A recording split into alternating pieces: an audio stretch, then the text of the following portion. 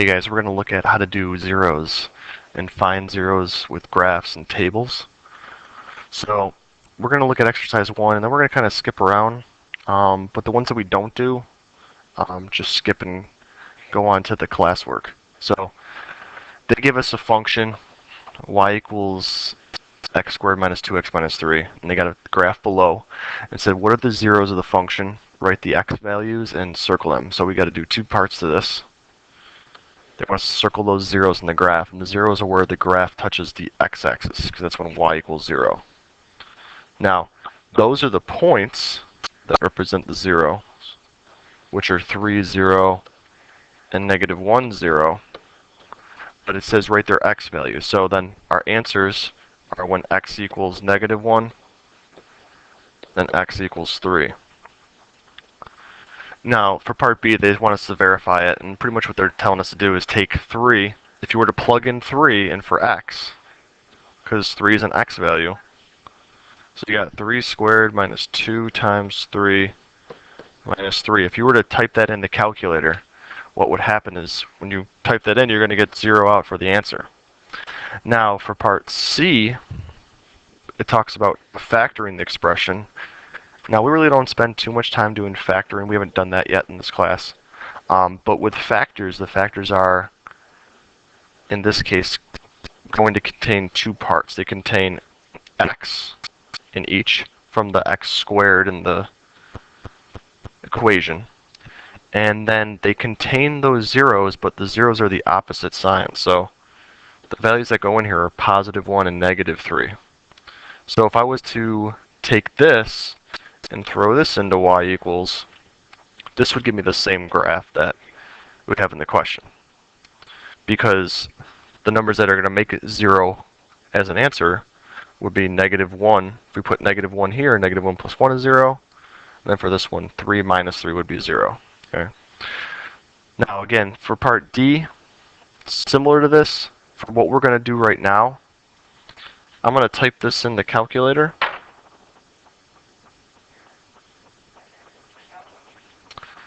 Pull my calculator up. I'm going to erase this part right here. So if you go to y equals, like we've been talking about, and then you type in x squared plus 3x minus 10, and then go to second and graph.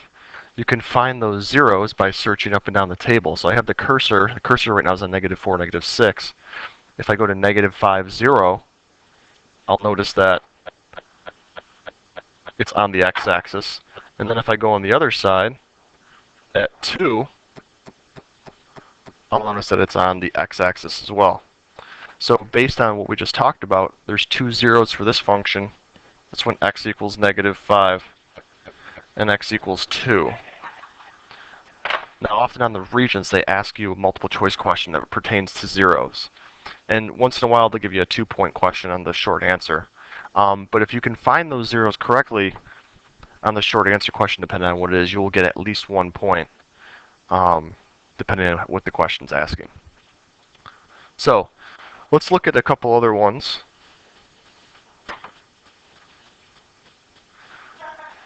Now, if you take a look at exercise number 2, kind of like we just talked about, they set this equal to 0, but you can go ahead, and because we know it's got to equal 0, we can graph these expressions. So I can go ahead and take A, and I can put in that exact expression on the left side of the equal sign. And then if I hit second graph, I'll get a representation of it. And what I'm looking for is when it equals 0. So if I go to first, negative 7. Negative 7 is one of the values where it equals 0. So that's one of my answers. And then the other one is, if I go down my table at 2, the other one's x equals 2. And again, like I talked about, these zeros are the opposite values that would fill in those x spots to give you 0 out. 2 minus 2 is 0, and negative 7 plus 7 is 0. Now, we're going to look at one that's not going to be or have two whole number answers. So we're going to go to the next page. We're going to take a look at D.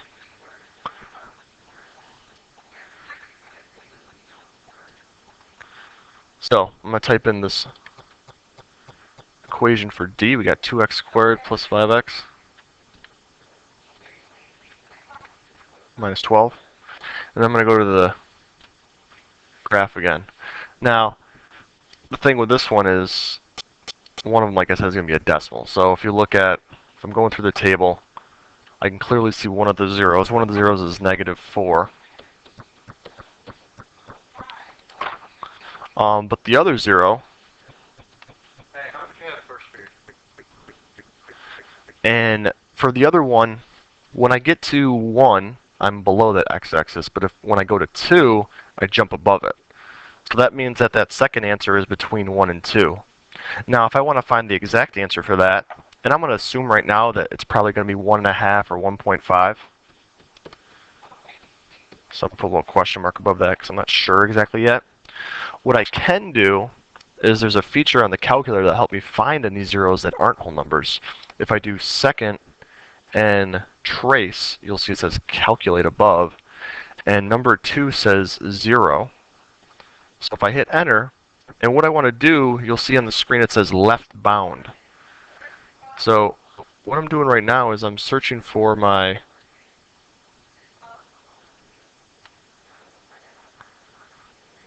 I'm trying to get around that where that 0 is. So I have that cursor blinking right now, it's below.